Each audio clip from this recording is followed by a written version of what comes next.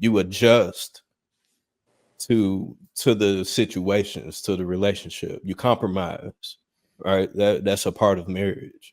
So if she was truly looking for that, and it goes back to what I was saying earlier, everybody's not perfect. You're not going to meet a perfect person.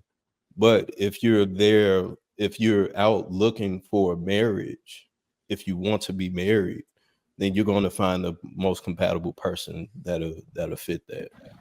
Why did we let the dude with the 7 baby mamas? Why did he get so much smoke? I feel like y'all should have been supporting that too.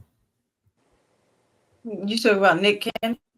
No, not Nick Cannon. The guy who said I got 7 women pregnant. I gave each one of the kids their own mom. Those kids gonna be good. I want absolutely nothing to do with those kids. It's about choice. I think that's the difference. I think the difference He between told the them.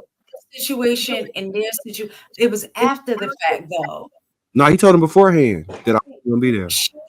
Let me She's tell you the difference. the situation of one planning financially because she has the money and the means to take care of the whatever child she decides to have.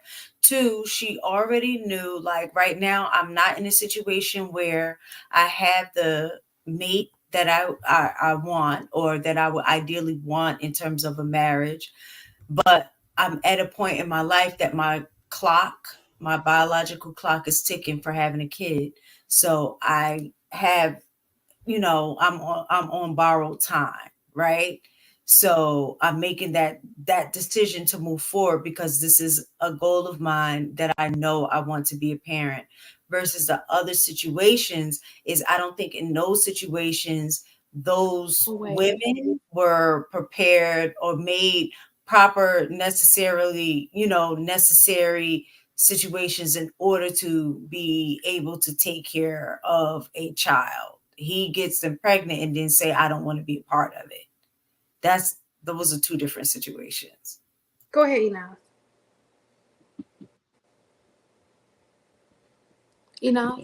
Oh, sorry, the technical difficulties.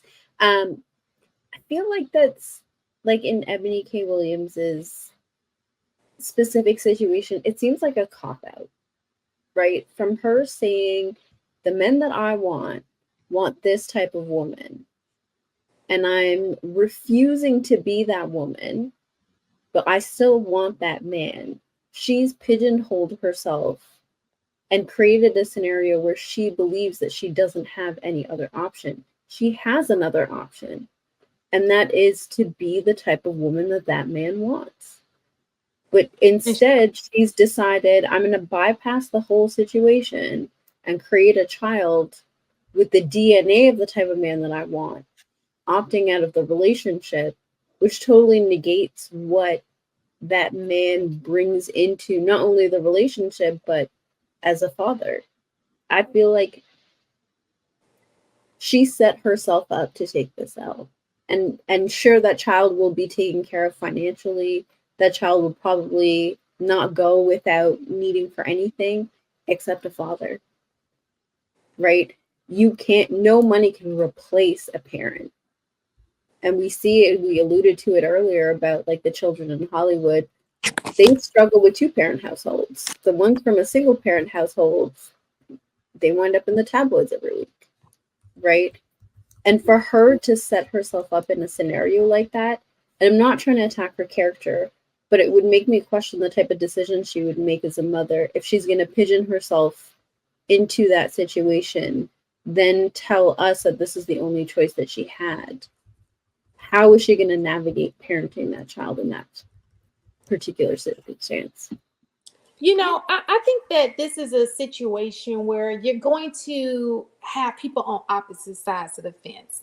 You're going to have those people who were raised this way. Maybe they had one parent, so they'll be like, oh, I turned out okay. You're going to have people who have 2 parents and like, how is that even possible? And so it's almost like it's, you know what I'm saying? Like, I think that if we go by what is ideal, we would be doing a whole lot of things differently. There's nothing. Her situation is just one situation, but all of us are moving in a situation that's not ideal. You understand what I'm saying? So So to me, there's a bigger issue here. There's a bigger issue here. I think a big part of that issue though is just to imagine the following that she has and the people and the I women. can't. You're echoing. What did you say? And then Marcus, you can go next. Okay. No, I was gonna say I think the biggest issue is her following the people that look up to her, the women, taking on this same mindset. You know, we already see a collapse in that sense of Black relationships and healthy families. If they see somebody else do it, then they're gonna follow along, and we just gonna continue to create more scenarios like this, where people, women and men, in many cases, just like Inez said, it's a cop out. Inez, my bad. Nas. Inez, my bad. It's okay. And Marcus. So I was gonna say that. Oh, when you were talking about the two types of parents, right? You got 2-parent homes and you got single parent homes. Was anybody on the panel raised with 1 parent in the house? Me as well. Okay. At a certain age, my mom and dad got divorced when I was like 11. Did you have a yearning for your other parent that was almost as strong as your life, and it might have caused severe harm that you're working through as an adult? But you know what? Honestly, it could be because look at it this way. Maybe that's a yearning that boys have for their dads. And maybe if my mom weren't there, I'd be like, you understand? Because maybe that's what that is. Because my dad left. If I ever see anybody, look, y'all drafted me into the gender war because y'all have drafted me into the gender war. Because I just can't believe that y'all could support this. I really can't. No, we don't. Okay, so no. What we're saying I don't think they necessarily support it. It's just one of those deals where in this circumstance, what is a woman to do? Yeah, regardless if she's making a cop out or not, the fact that she wants to do it, she has the means to do it.